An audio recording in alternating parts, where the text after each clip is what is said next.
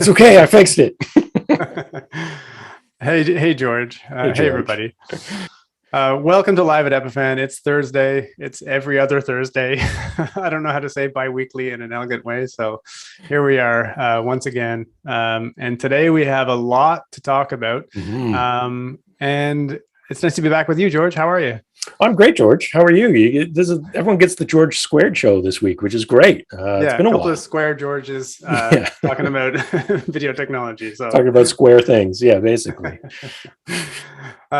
we've had kind of a funny start up to the show, so we're a little giggly, so forgive us. But we have a lot of news today about social media and video. And, we kind of got thinking about this a little bit from Twitter's world, where their CEO resigned, and that led to a lot of conversations around our Zoom water coolers. Yeah. But then we actually found some bigger stories about Twitter and how they're using video and e-commerce. So Yeah. And I think, obviously they made the news because of Jack Dorsey stepping down and all those things. Quite honestly, who cares? No one cares about Jack Dorsey, right? The more interesting stuff is what we found is that basically in the same time frame, Twitter's launching this program to be the latest social media to combine shopping and live streams, e-commerce in live streams. And so there's this great article up on The Verge talking about it. I have this here. We'll try to throw this into chat as well, or put it in the description for you as VOD people. But starting November 28th, they started launching all these pieces, and the idea being that during these live streams, there's essentially an e-commerce component to it that is easy to click through, easy to see what's going on. And I believe Walmart was leveraging this during their Black Friday sales and events. that was it was like a trial, right? Yeah, So I'm not going to see this all over Twitter streams just yet, I'm guessing. not yet.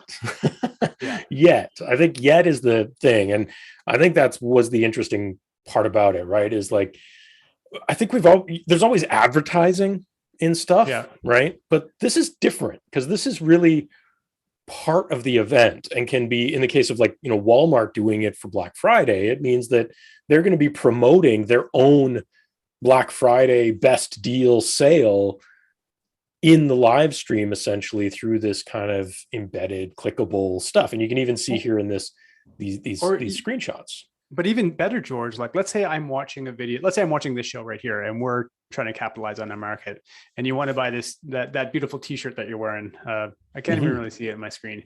There's no reason, we couldn't leverage a feature like this. And that'd be a very nice organic way to sell products, because you're just watching it anyway. So it can be pretty cynical mofo about a lot of things, but this I go, well, it's a super quick way for you to kind of get what you're watching anyhow. I'm not going to watch Walmart's channel, but I'm going to, I'm watching something and I see a nice looking hat on somebody, and I'd be like, oh, cool. I could buy that right away. That sounds kind of nice. Well, and I think that's the interesting thing is this is a question of what is the direction. And personally, I hate advertising. We recently got a new TV, and it's this new Samsung one. There's a Samsung programming built into it. And it made me realize, because I haven't seen actual television advertising in so long, how much I've always hated it, right? So it's kind of this interesting thing where I don't know if I'm sold on this yet, right? Like, I get it from a business perspective. I just also really hate advertising. So it's kind of this, tricky part to really decide what to do with that. But more importantly, Instagram is done this as well. They're playing around with this. Twitter's not the first, right? Well, Instagram is the perfect platform. Half of Instagram is just buying cool. It is advertising now, right? Instagram was always an advertising platform, right? Like that was. But they do it really, again, they do it well. Like, it's subtle. It's subtle enough, and they kind of get it right for me. Like, they're like showing me this outdoor stuff that I'm like, yeah. I kind of want all this stuff. So I find at least they do the targeting right. So again, another kind of good fit if you can tolerate it. Yeah. So like we mentioned, Instagram's doing this. They're playing around with, holiday season things, embedding ads into some of their video, that kind of thing. So there's a number of things that they're doing, which I think is interesting. Again, we'll kind of throw this article in there if you're interested in reading about it. Pinterest has done this. If you're someone, who's into Pinterest. um, It's the modern equivalent of the home shopping network, right? totally. Like it's But perfect fit for them. exactly. So they have a bunch of this stuff that's coming as well. They're gonna work on that. And then of course YouTube has done this, right? There's all kinds of different things here. Again, with advertising, advertising in YouTube is nothing new, but this is a different way of doing it, which I think is interesting. And that they started this back in October, and then Facebook also did this back in the spring, I believe. So my big question for you, like obviously all these platforms are doing this.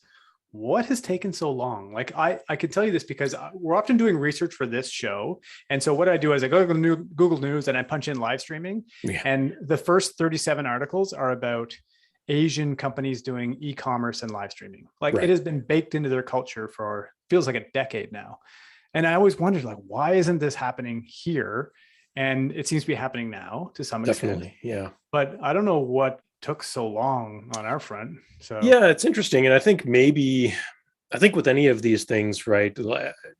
Television advertising was no different in the beginning either. There's a bit of chicken and an egg scenario where, it's not worth the company putting the money into the advertising aspect of it or spending the infrastructure money if the viewership isn't high enough to justify it, right? Because there's only going to be a certain percentage of actual sales made through that given stream. So until there's a high enough viewership to translate to whatever math they've done for conversions, right? They need to get to a point where it's worth it. And I think that's where we're getting, right? With the total number of viewers on live streams across all these platforms, Twitter, Instagram, Pinterest, Facebook, YouTube, Twitch, like all these platforms have tremendous live viewership now. And I think that's the reason we're starting to change it. Plus, I also think there's obviously a more heavy-handed approach, and I think Instagram is to blame for this, of influencers actually influencing, right? And this is easier than giving pretty influencers free trips to Aruba, right? Why not just pay them to sit at home and embed an ad? That's way cheaper. I think there's an element of that as well. So I don't know. I think it is interesting to see where this goes. I think it could be really positive from a shopping experience, but it could, yeah.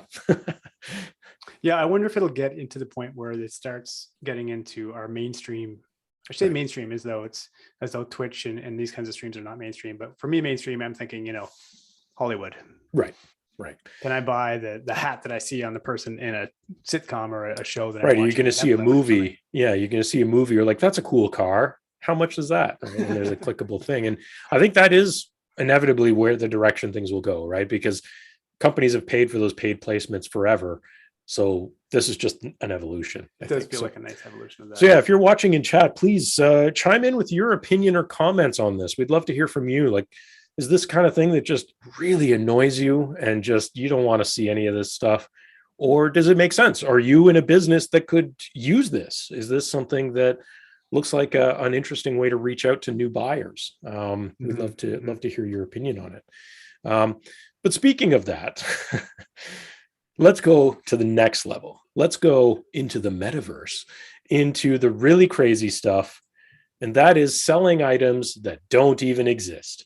That's the next evolution, is digital items in the metaverse. You are not actually buying an item. It does not exist. It's making a ton of money. This is an interesting one. Very recently, this video touches on these virtual sneakers. They sold out in a matter of hours, and they made something in the ballpark of $3 million in virtual clothing.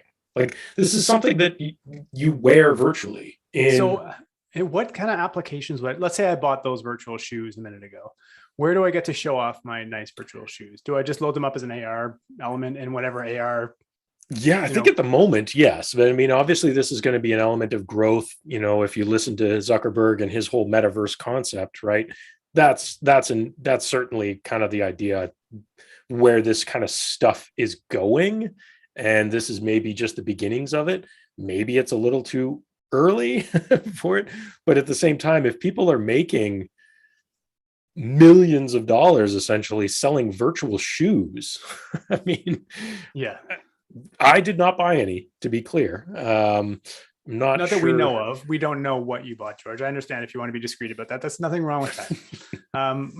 Because they are quite expensive as well. Like, yeah, I mean, yeah, there's companies, Louis Vuitton and all these other companies getting into this, right? So we're not talking about basic stuff. And we could be wearing, our maybe own virtual swag here for this show, George. Come on. could be. Then you could stay in your pajamas like the whole day. I mean, like tops and bottoms. Exactly, not just the top or bottom. It's just yeah. I was thinking we should make one of those, like, those shirts you'd wear like inside a tuxedo that doesn't have any arms on it. We should make those for like our Zoom calls that just stop here at the shoulders, little aprons that slip over. Exactly. The interesting part is that I don't think there's any space for pants in this virtual thing, since the metaverse seems to be a legless metaverse, if you pay attention to the Facebook stuff, but we'll have to see. Of course, all of this can tie into things along with NFTs and those sorts of things, which I still think is very, very bleeding edge and not quite understood where that's going to take us.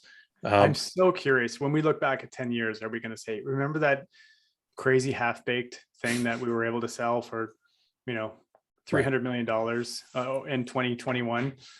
Or is it going to somehow evolve into something more meaningful than, like, right now it seems kind of like a stunt, right? All the NFT stuff. I don't know if there's any real value here, but maybe I don't have a sophisticated perspective on it. Yeah, well, exactly. And not to out myself too much as a nerd, but on occasion I still play Pokemon Go, right? Just as if I'm out on a walk, it's something, but they recently launched an effort with what's his name, Ed Sheeran, for launching his new album. Yeah. I saw right. that. It's embedded in the game. It's ridiculous, and it's super annoying, by the way. Maybe that's also because I'm really not a fan of his. Because you can't get away from Ed Sheeran. You can't get away from Pokemon Go. Can't get away from it. He's everywhere. He is the metaverse, and I want nothing to do with him. So it's it's kind of an interesting thing. But there's stuff in popular platforms like Fortnite and all these other platforms like this video is touching on. So this is an interesting video if you want to check it out. And honestly, some of the stuff in here is really high quality, so I can kind of understand it. But any artist would like explode here. Like, you'd have limitless creativity. Your audio is a little loud. I don't know if it's your mic or something, but I'm hearing you blow it a little bit. All right. I'll try. You're just getting too excited about the NFTs. I am probably what it is, George. But I'll push my mic a little farther away here. And see if we can control that. But yeah, again, if you have comments or questions about this, throw it into chat. If you're an artist who thinks you could make $3 million on sneakers, we'd love to hear about it. Do it this week. Buy some. That would be my tip. Do it tomorrow. Get in on the ground floor with the crypto and the NFTs. Yeah, because it's a 2-story building. Rituals. But I think in a bigger picture, what I gather from all of this is all about digital content creation, right? And for me,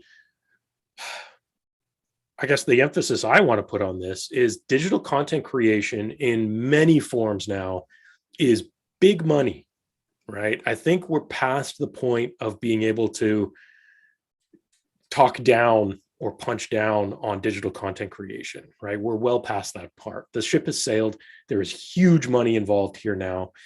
We're seeing obviously digital items for sale, but we're also seeing traditional physical items being advertised specifically to creators as well, right? And one example of that was this week, Rode, an audio company, released a new lavalier microphone. Honestly, it looks super cool. I kind of want one, but a lot of their advertising strategy in this launch video was all about targeting creators. And how much of all the video that's being made right this second, I'm going to say 99.97% is being made from someone's like living room where they have a pink wallpaper behind them set up as a backdrop. So this does make a lot of sense. Like, why would you market to anybody else in this case as well? Well, exactly. And I think this jives really well with something that we comment about all the time, because we're constantly complaining about people who participate in meetings or official functions. I just complained about your mic, George. I just complained about your mic 30 seconds ago, and we do this all the time. So if Rode can do a better job with a nice little snazzy lav, count me in. Well, exactly. So that's kind of an interesting thing. I think, again, it's talking about how there's big money here. There's advertising dollars, there's products being created and targeted specifically for that.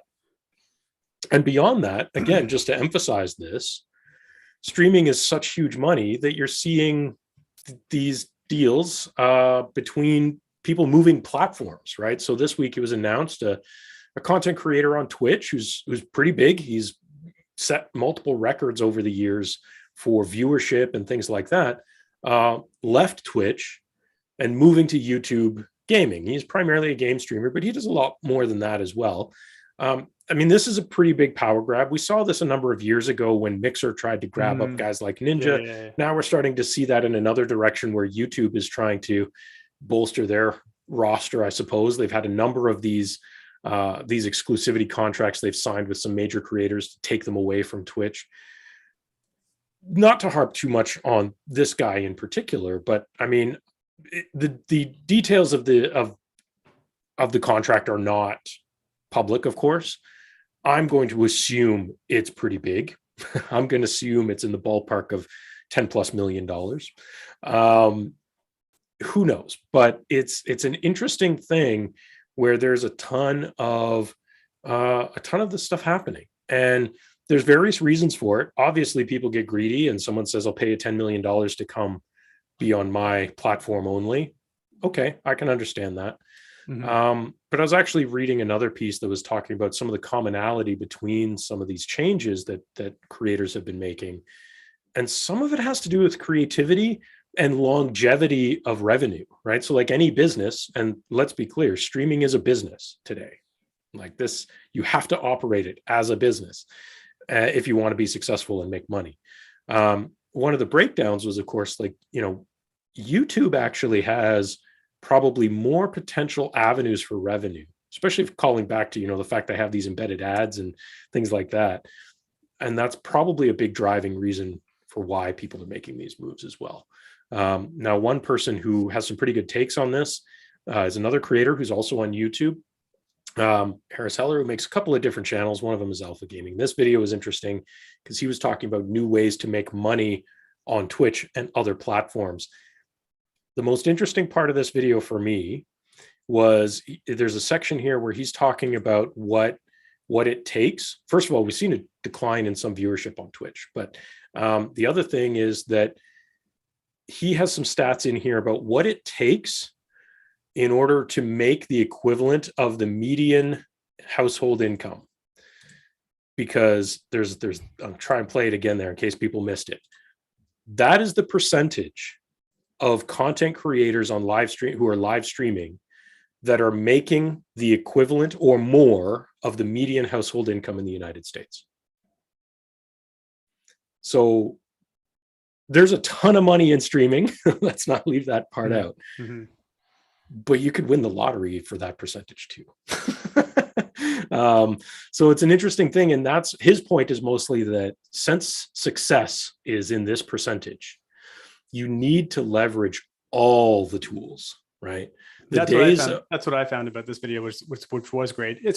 He gives some pretty tangible ways how he leverages YouTube by cutting up everything he does 11 ways and respinning it out as different channels, different video content. And it's something that, like, as soon as I saw this, it reminded me, we had a conversation last week with someone who were looking to help us with our channel and our marketing in general. And it was largely about, we create all these long videos. You and I are going to talk for 35 minutes today. And then it ends up as one piece of content. There's no reason that couldn't be, you've said at least, I'm going to say 1.9 interesting things today, George. So that's right. 2 clips we could crank out. I have 0.7, so there you go. But exactly, carving up clips, making shorts, trying to leverage that algorithm, finding other advertising revenues, other revenue streams outside of the hustle, man. It's a cascade and compounding of side hustle, essentially, which is just really interesting. And I think there's a lot of lessons to be learned out there. And it's constantly evolving and changing, right? So if you think you have it nailed, if you're a content creator, if you think you have it nailed and you're doing it for 5 years, you're probably wrong and you need to reevaluate. And that might mean changing platforms. That might mean finding new ways to leverage your content to get it out there. So I think that's interesting, because at the end of the day, we're talking about billions of billions of dollars in this industry. And if you want a slice of that, you can absolutely get it if you do it properly. And so much technology to help you. It's crazy. Yeah. It's not a technology problem anymore. No, it definitely is not a technology problem. That is for sure. So yeah, we'll post links in there. Check it out. For all of those things. And from there, George, do you want to meet me over in the kitchen? We'll talk about some water cooler stuff. Yeah. Should I? There we go. We need some music for that. We do need some great. What is kitchen music? I don't know. Yeah, that's a good question. I don't know. So we have a bunch of stuff happening here at Epiphan, which is really exciting. First one is next week. We have some updates coming. Next week, we'll be rolling out some updates for the Pearl family of products, which includes adding an integration with a new CMS, Yuja. And we will also be doing a webinar as part of that launch. So if you want to check that out, if you want to know more about Yuja, or you want to know, maybe you know about Yuja and you know about Pearl and you want to know more about how they work together, check out the webinar next week. It's on our website, epiphan.com/webinars. You'll see that there. You can sign up for this. It is next Wednesday, but we're going to be releasing some of these updates the day before. This is really exciting, actually. Like, Yuja is a cool platform. What have you learned in the past as we've been building up this piece? Well, I know a lot of people who've looked at other CMSs are now looking at Yuja a lot more seriously. So they seem to be, the new kid on the block, at least from our perspective. Forgive me, I probably don't have the most robust understanding of all the CMSs out there, but I'm hearing the name Yuja a lot over the last year, and it's played around with it, and it's quite nice to work with too. Yeah. So people who are looking to store a lot of content online, CMS has become an inevitability. So yeah. So if you're in an organization, an enterprise, or a school, or something like that, and you're needing a CMS, but you don't have one yet, or you're sick of the one you have, certainly you can look at Yuja, and we're going to be talking all about that. There's a bunch of other updates going into that Pearl thing as well. I'm not going to go through them in detail, but of course, we'll have release notes next week when it launches for all the Pearl owners. There's a bunch of cool stuff in there beyond just this Yuja integration that I think it's up on our website right now. Actually, there's a product news post there. So the other thing I wanted to bring up, did you read this case study? Yes. This is an awesome case study. Yeah, it's a nice story, right? Like, these people in ViroSite are doing a lot of things with video that, we worked with them, extremely closely on this project, helping them get set up. Different kind of departure from what we normally do in sort of selling hardware. But it's very, it's an automated studio, really, right, George? Yeah. So again, I would encourage everyone to read the case study, and we'll put the link in chat. But this is a fascinating one because it is the type of company that you might not initially think about as a company that would leverage live streaming too heavily or need it even. But due to necessity, out of everything that's happened in the past 2 years, out of necessity, they needed to pivot to something, started doing it, realized how awesome it is, and it's basically game changing for their business. And it kind of is why I love this case study is that something we harp on here at Epiphan all the time is, if you're in a business and you're not using video, especially live video yet, you probably should be, and in some form. And I think this case study really highlights that. It's a company that you might traditionally not think about in terms of the market vertical they're in, but they're absolutely killing it, and it's game changing for their business. And they did it at a fraction of a cost of what you might think, and deliver an amazing piece. So I think it's really, really cool. And I love sharing this one with our customers. I think it's super exciting because when I start to talk about it in detail and share some of the setup these guys did, you often get that light bulb moment where you see people's eyes light up and go, oh, you're right, I can do that. And I can do all these things for me. So I would definitely check that use case out. The other news we have, your favorite episode of the year is coming up. This is where we get to make a fools of ourselves or make ourselves look utterly brilliant, all in the same 30-minute time slot, right? Yeah. Yeah. But the beautiful thing about predictions shows is nobody ever looks at the old ones to find out if you're right. Hopefully not. We do look at our own though to find out how we do off like we torture were. ourselves by reviewing our predictions and going, oh, what was I thinking? I hope everyone in chat, and you feel free to comment and tell us otherwise, but every year at the end of the year, we try and do a predictions episode for what the coming year in streaming and technology might look like.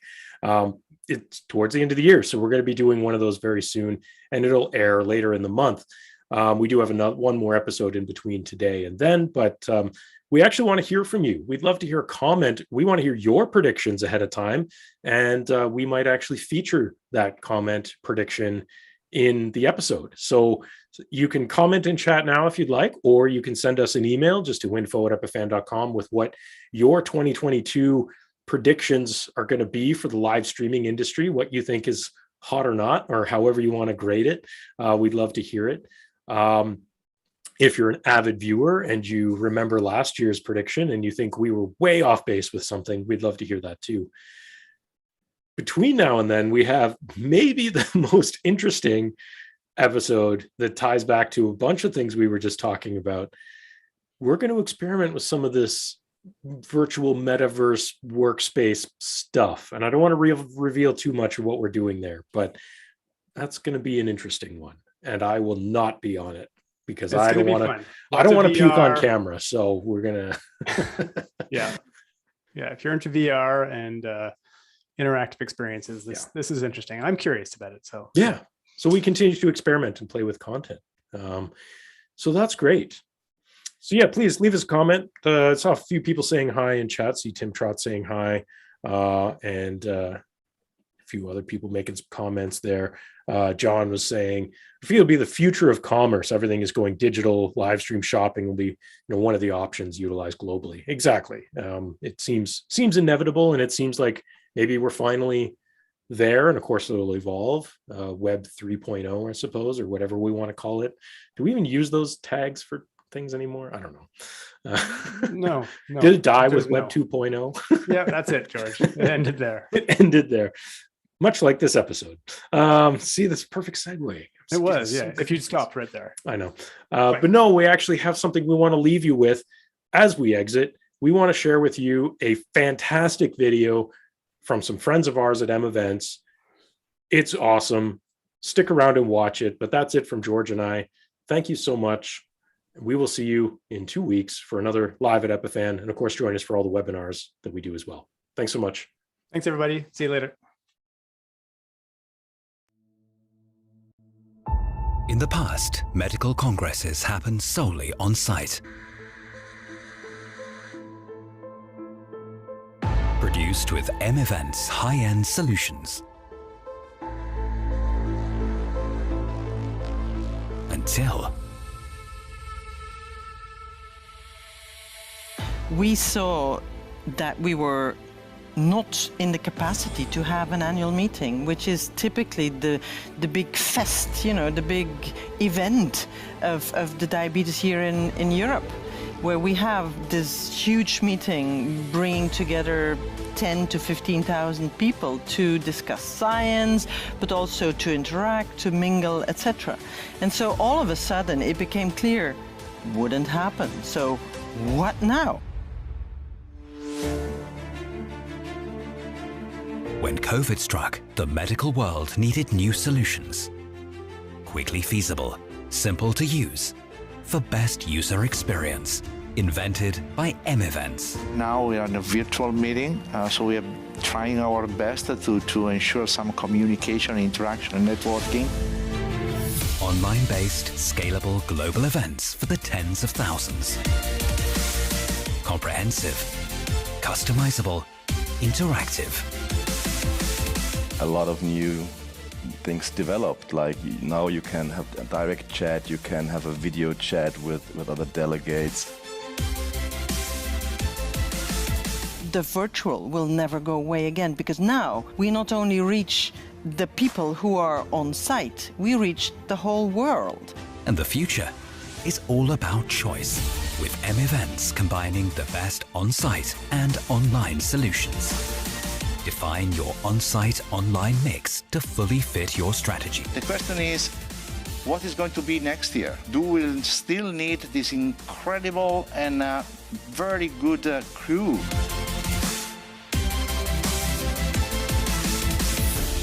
Keep main topics on site, add online as needed. Engaging, fascinating, economical, making your events a unique, immersive experience.